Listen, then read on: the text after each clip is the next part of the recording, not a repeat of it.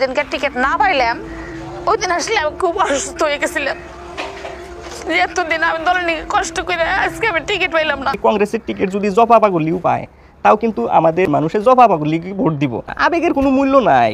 আপনার পকেটের টাকা নাই, আপনি নির্বাচন খেলার নাকছিল না। আমাদের সংখ্যালঘু মানুষগুনায় দেহে যে আসলেতে যারে আমরা ভোট দিব সেই মানুষটা কংগ্রেসের টিকিট পাইছে না নাই। আমাদের সংখ্যালঘু মানুষগুনা হইল কংগ্রেস পাগল, কারণ বাপ দাদাই কংগ্রেস করছে, গতিকে আমরা কংগ্রেসে ভোট দেওয়া লাগবই।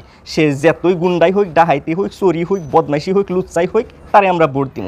মানে কইবার গেলে কংগ্রেসের টিকিট যদি জপা পাগলিও পায় তাও কিন্তু আমাদের সন্তুলি টুপামারির মানুষের জপা পাগলিকে ভোট দিব, কারণ কংগ্রেসের টিকিট পাইছে। মানে কইবার গেলে কংগ্রেসের টিকিট পাওয়া মানে একদম প্রধানমন্ত্রী হয়ে যাওয়া। এই বাইদেওর নাম হলো দিলওয়ারা হাসিন, সন্তুলি টুপামারির জেলা পরিষদের প্রার্থী। আবেগিক হয়েছে বর্তমান সময়ে, আর আবেগিক হইয়া হয়তো সামাজিক মাধ্যমে বিভিন্ন ধরনের কথাগুলো আবেগ প্রকাশ করতে যাওয়া। 30 বছর কংগ্রেসের ভালো নেত্রী আছিল। আমরা ছোট থেকে দেখি যে এই বাইদেও কংগ্রেসের লগে জড়িত, সমাজসেবামূলক বিভিন্ন ধরনের কাজকর্মের লগে জড়িত হয়ে থাকে। কিন্তু দুর্ভাগ্যর বিষয় হইল কংগ্রেসের থেকে টিকিট দেয় নাই বিধায়িকা নন্দিতা দাস।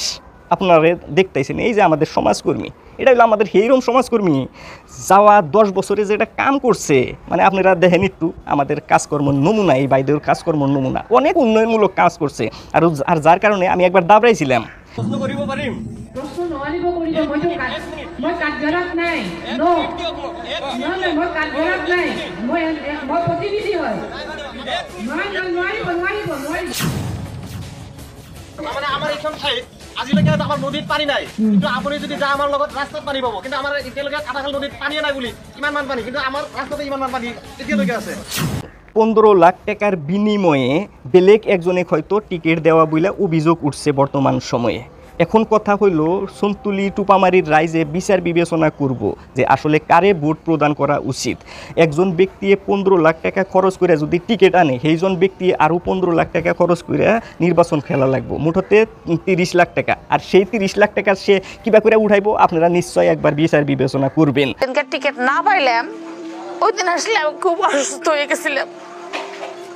এতদিন আমি দলের নিয়ে কষ্ট করে আজকে আমি টিকিট পাইলাম না। আমারে নেই, আপনারা একটাবার একটু সুযোগ দিন। আপনারা সবাই জানেন আমি 2টা বার হারছি, আমার মনে খুব ইচ্ছে,